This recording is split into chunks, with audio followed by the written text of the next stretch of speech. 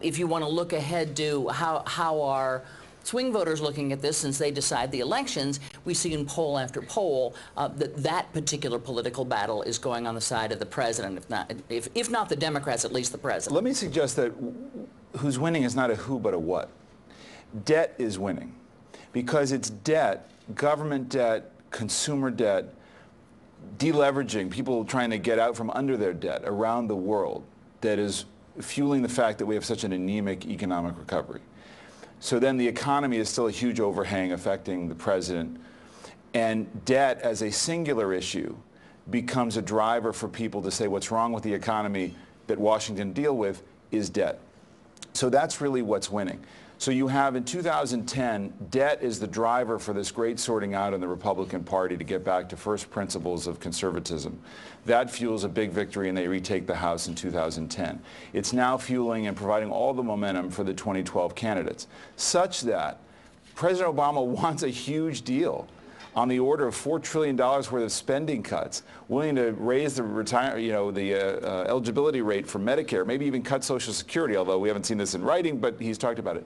Because he wants to be the one who says, I'm the one who took on the debt, and deny Republicans that deal. I remember talking to a governor in the Rocky Mountain West in the run-up to the 2010 election who said, you know what, I can walk down the street in my state and people can quote to me the debt to GDP ratio in the country. That's how powerful this issue has become. And you think that he's not going to get, at least in the near term, this big deal that he wants. Instead, we'll have a small deal, and that means what? That we'll be arguing about this through 2020. Right. I mean, I think, again, I think part of what Christiane was alluding to and what's affecting, it's not just how we're viewed in the rest of the world, which is a factor, but it's also, you know, the president wants the private sector to drive economic recovery and to make investments to get people back to work. But if you talk to business leaders, it's the uncertainty about the impact of health care. It's the uncertainty about the impact of financial reform. You know, whether the government can make a real decision about the debt picture.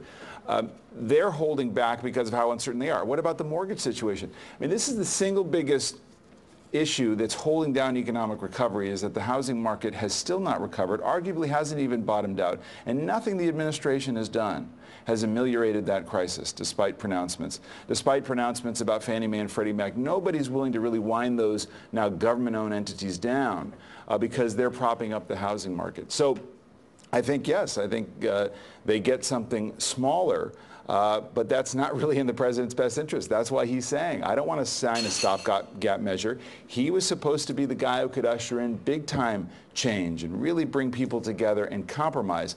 But he's facing a faction of the Republican Party, I think, that's making that more difficult.